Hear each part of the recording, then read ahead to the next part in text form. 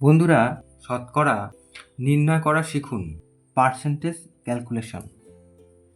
তাহলে এই শতকরা বলতে আমরা পার্সেন্টেজকে বুঝি, মানে 100-র মধ্যে কত সেটা বুঝি।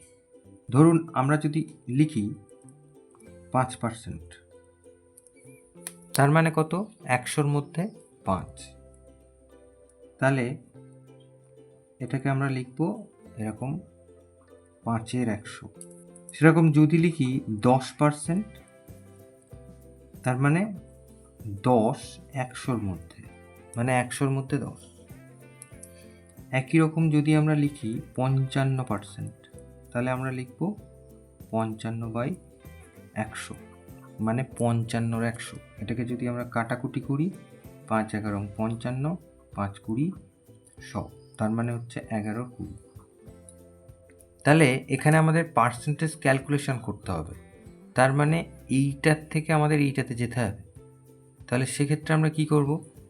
আমরা পার্সেন্টেজ থেকে ভগ্নাংশ যখন বার করছি তখন এইগুলোতে আমরা আসলে কি করেছিলাম? 100 দিয়ে ভাগ করেছিলাম, প্রত্যেকের ক্ষেত্রে 100 নিচে ছিল। তাহলে আমরা যদি উল্টোটা করি, তাহলে 100 দিয়ে গুণ করব। তাহলে আমাকে যদি জিজ্ঞাসা করা হয় 3-এর 5, এটা শতকরা কত? তাহলে 5-এর মধ্যে যদি 3 হয়, তার মানে 3-এর 5 মানে কত? 5/3 ভাগ। তাহলে 5-এর মধ্যে যদি 3 হয়, তাহলে 100-র মধ্যে কত? আমাদের এই হিসেবটা করতে হবে, যেহেতু বলেছে শতকরা হিসেব। তাহলে সেক্ষেত্রে আমরা কি করব না, 100 দিয়ে গুণ করব। তাহলে 100 দিয়ে গুণ করলে এই যে 5-20 100, তাহলে 3-20 60, তখন আমরা এই পার্সেন্টেজের চিহ্ন দেবো। তাহলে 3-এর 5 ছিল, সেটাকে যদি আমরা শতকরাতে প্রকাশ করি তাহলে হয়ে যাবে 60%। একই রকম ধরা যাক আমরা 5-এর 10, এটাকে আমরা শতকরা বার করতে চাই। 5-এর 10 মানে 10/5 ভাগ। তাহলে 10-এর মধ্যে যদি 5 হয়, তাহলে 100-র মধ্যে কত? তাহলে 100 দিয়ে গুণ, তাহলে 50, তাহলে 50%। এরকম যদি আমরা লিখি যে 25-এর 30, তাহলে এটাকে যদি আমরা পার্সেন্টেজ বার করি তাহলে কত হবে? একই রকম সেক্ষেত্রে 100 দিয়ে গুণ, এটা কেটে গেল, তাহলে 25 আর 10 250, তলায় 3, এত পার্সেন্ট। এটাকে যদি আমরা আরও সুন্দর করে লিখতে চাই, তাহলে 3 × 8 = 24, 3 × 3 = 9, তার মানে এই এত পার্সেন্ট। এবার ধরা যাক এই 13-20-কে আমাদের শতকরাতে প্রকাশ করতে হবে। তাহলে শতকরায় প্রকাশ করলে তো সেক্ষেত্রে আবার এই 100 দিয়ে গুণ, তাহলে এটাতে হয়ে গেল এই যে 2 দিয়ে গেলে 5, 5-13, তার মানে হয়ে গেল 65%। তাহলে আমরা কি বুঝলাম? যে শতকরা যখনই পেতে হবে তখনই আমাদের 100 দিয়ে গুণ করতে হবে। আর যদি আমরা উল্টোটা করতে চাই, পার্সেন্টেজ থেকে ভগ্নাংশে যেতে চাই, তাহলে সেক্ষেত্রে 100 দিয়ে ভাগ করতে হয়। তাহলে এইবার একটা দশমিক ভগ্নাংশ থেকে আমরা পার্সেন্টেজ বার করি। ধরা যাক 2.5, এইটাকে আমরা পার্সেন্টেজ বার করতে চাই। তো 2.5 মানে কত? 2.5 মানে হচ্ছে 25-এর 10। তাহলে এইটা আমরা পেয়ে গেলাম। তাহলে একে এবার আমরা 100 দিয়ে গুণ করব, শতকরা বার করতে চাই তাই জন্য।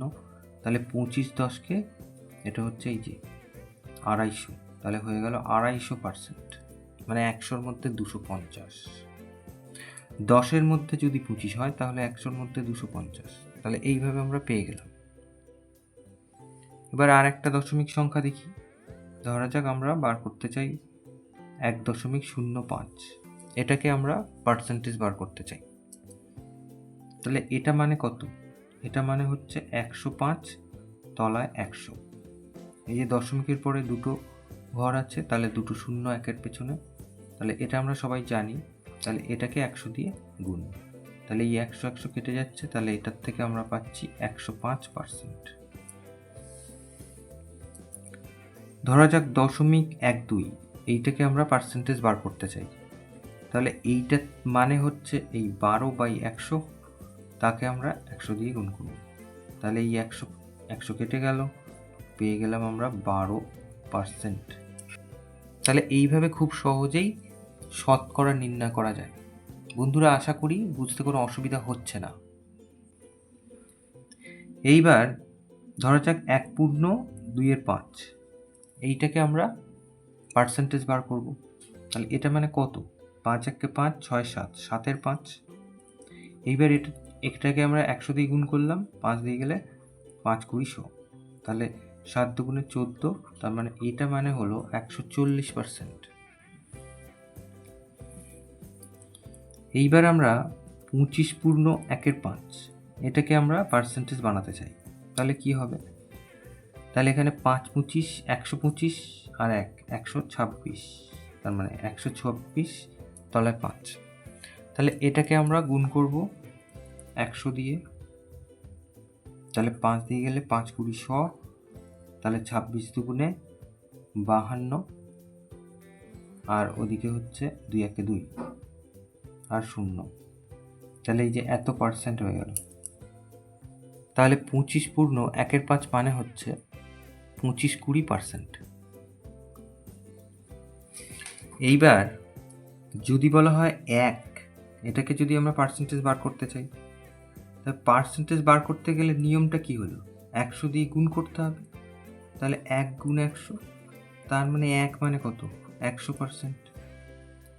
এইবার যদি আমাদের বলে যে x/y, এইটাকে আমাদের পার্সেন্টেজ বানাতে হবে, তাহলে একই, এটাকে আমরা 100 দিয়ে গুণ করব, তাহলে 100 x/y, তাহলে এত পার্সেন্ট।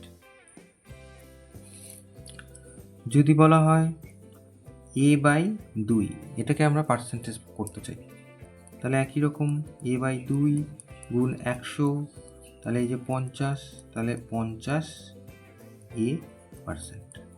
তাহলে এইভাবে আমরা পার্সেন্টেজ খুব সহজেই বার করতে পারবো। তাহলে আমাদের সেক্ষেত্রে নিয়মটা মনে রাখতে হবে, যদি আমরা ভগ্নাংশ বা কোনো সংখ্যা থেকে পার্সেন্টেজে যেতে চাই বা শতকরা বার করতে চাই, তাহলে 100 দিয়ে গুণ করব, আর যদি উল্টোটা করি তাহলে 100 দিয়ে ভাগ করব। তাহলে আশা করি বোঝা গেছে। যদি তবুও অসুবিধা থাকে প্লিজ কমেন্ট করে জানাবেন।